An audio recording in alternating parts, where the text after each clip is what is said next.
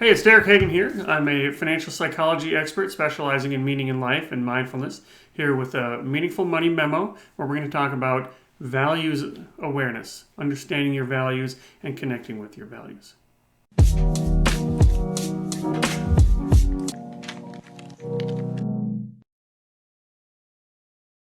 Personal values are beliefs that we have about how we view the world. They're kind of like measuring sticks that we use to define or measure whether or not something is good or bad or pleasurable or unpleasurable, right or wrong, and so on. And being aware of what you value is your first step towards living a meaningful life. If you don't know what you find meaningful, or if you don't even know what you value, it's going to be hard to find a meaningful life. And so I say this because if we don't know what our own values are, then we're likely to latch on to the values of others. This is what you might think of as keeping up with the Joneses. And we would call this inauthentic, when my actions and my behaviors aren't matching up with my values. Instead, what we want to do is push those together. But I need to know what my values are so that I can align my behavior with them. And within these values, there's different life domains. A life domain is simply an area of life, like your family.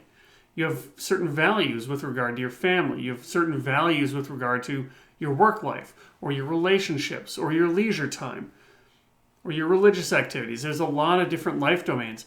And you've got some values that say you have at work, maybe you don't have at home, like productivity or something like that. I don't have a productivity value in my relationships.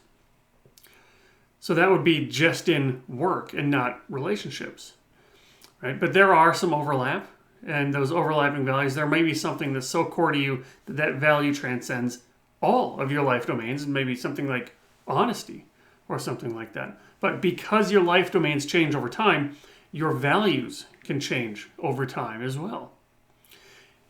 Now, you might have heard some version of, you don't need to tell me what your values are. Give me your calendar and your checkbook, and I'll tell you what your values are. I disagree with the statement, but what it's pointing to is the fact that you've got what we might call default values. If I don't know what my values are, I act in such a way that it looks like I'm supporting some kind of a value. So even though I may not value certain things, I might be acting as such, probably because I think I'm supposed to, probably because that feels like societal norms. So understanding that we are acting in a way that matches somebody's values, whether we know it or not, and these are what we might call default values. So what we want to do is become aware of our values so that we can start to align our actions with our values and grow that space so that our core values, our true values, the stuff that we actually find valuable, become our default values. And values come in a couple of different flavors. It's important to know what your values are, but it's also important to know why you have these particular values. So there's something called intrinsic values. An intrinsic value is something that you value because it feels good. You value this because this feels like it's a core. And so when you find an action or a behavior or an activity that aligns with that value, you do it because you do it. You would do it if you were on an island. This is a self-reinforcing behavior.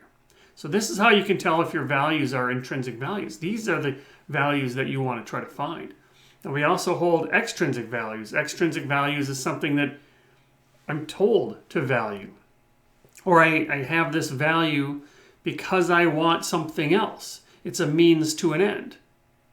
An extrinsic value is something that I think I'm supposed to do, or something that I would feel guilty about if I didn't do it. So extrinsic values are a means to some other end, whereas intrinsic values are an end in and of themselves. So let's just hit this a little further. Extrinsic values come from the outside.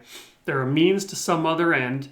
They're externally reinforced, meaning you need that other reinforcer. You need something else.